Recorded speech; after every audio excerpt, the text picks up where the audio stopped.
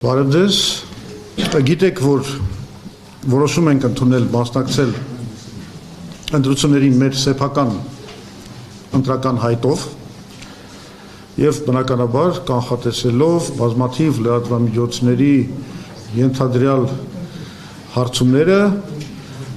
այսօր որոշեցի անդրադառնալ այս որոշմանը եւ այդ ենթադրյալ հարցադրումներին եւ սա կարող եք բնութագրել որպես մեր առաքելության հայտարարություն, այսինքն այդպիսի մի մոդայիկ հիմա բան կա, արտահայտություն, mission statement, այդ համարեք մեր mission statement-ը։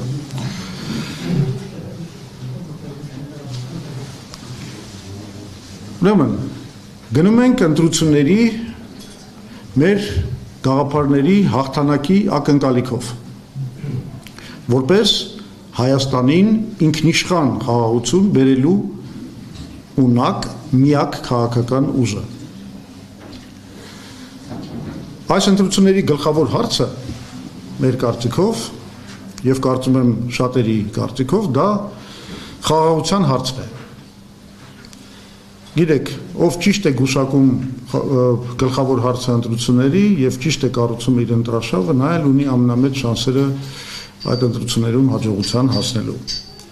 Նիկոլ Փաշինյանը շատ լավ գիտի դա եւ դրա համար էլ ընտրել է խաղաղությունը որպես գլխավոր կարգախոս։ Գիտեք, այդ իր բանը, այդ դատարկ սրտիկը, չգիտես խի կարմիր ձեռքերով կարծես ինքը հասկանում է, որ իր ձեռքերը արյունոտ են ինչ-որ իմաստով եւ ինքը փաստորեն որոշել է այդ կարգախոսով գնալ ընտրությունների, ավելին ասեմ, որոշել է տիրանալ ինչ-որ իմաստով մենաշնորի, խաղաղության մենաշնորը վերցնել իր ձեռքը։ Ամբողջ խնդիրը սակայն այն է, որ գործ ունենք հերթական մեծ խարդախության հետ։ Նա փորձում է 1.5 տարի չկրակելը սահմաններում, չգիտեմ, մի քանի վագոն բենզինը Ադրբեջանի տարածքով Ալիևի թույլտվությամբ բերելը ներկայացնել որպես խաղաղություն, բայց դա խաղաղություն չէ։ Ստորագրված չէ խաղաղության պայմանագիրը, Ադրբեջանը հրաժարվում է դա անել, մեր գերիները շարունակում են տանջվել Բաքվի բանտերում, լրատվամիջոցները Ադրբեջանի եւ քաղաքագետները շարունակում են խոսել Զանգեզուրի եւ այսպես կոչված արևմտյան Ադրբեջանի այլ տարածքների ազատագրման մասին։ BRICS-ը, ներողություն, TRIP-ը, նրա կողմից ստորագրած TRIP-ը, որը նա ներկայացնում է որպես մեծ ճեղքում դեպի խաղաղություն, մնացել է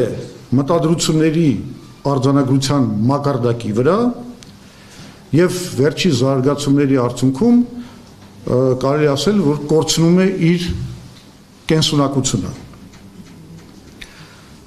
Ադրբեջանի կողմից առաջ են քաշվում պահանջներ, որոնք սպառնում են մեր ինքնիշխանությանն ու ժողովրդավարությանը։ Ուրեմն նա սուտ է ասում, որ խաղաղություն են բերել։ Սուտ են ասում, որ խաղաղության կուսակցություն են։ 2021 թվականին, եթե հիշում եք, նորից հայտարարում էին, որ վերջապես բերել են խաղաղության դարաշրջան։ Նիկոլ Փաշինյանի հայտարարած խաղաղության դարաշրջանի արդյունքում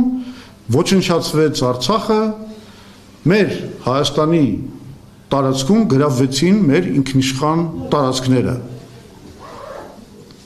Եվ այսքան ստերից հետո Փաշինյանը նորից հանդգնում է իրեն ներկայացնել որպես խաղաղության կուսակցություն։ Իրականում Փաշինյանը եւ նրա թիմը դա ապացուցված պատերազմի կուսակցությունն է։ Խաղաղության հեռանկարը կործանել է հենց ինքը Նիկոլ Փաշինյանը, մերժելով 2019 թվականի պլանը, եւ մենք միակ կուսակցությունն ենք, որ սրա մասին կարող ենք բաց ճակատով ասել, որովհետև Հայաստանի բոլոր քաղաքական ուժերը եւ առաջին հերթին ինքը Նիկոլ Փաշինյանը ագրեսիվորեն մերժել էր այդ 5 շրջանի վերադարձի խաղարարար պլանը, որը բավականին հայանպաստ լուծում էր եւ ըստ էության ապահովում էր երաշխավորված խաղաղություն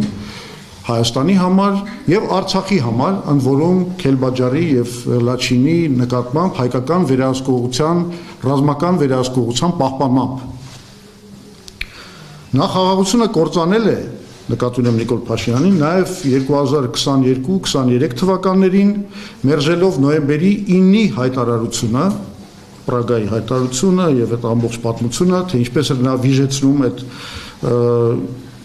այդ պլանի իրագործումը եւ ամենակարևորը ցավոք սրտի այն է, որ նա շարունակում է կործանել խաղաղությունը եւ անում է դա հենց հիմա հույսը դնելով թրիփի մեխանիզմի վրա, որը իրականում չի աշխատում, որովհետեւ հիմնված է ոչ թե գերտերությունների շահերի ներդաշնակման վրա, այլ նրանց հակամարտության վրա։ Սրան ես ավելի մանրամասն կանդրադառնամ։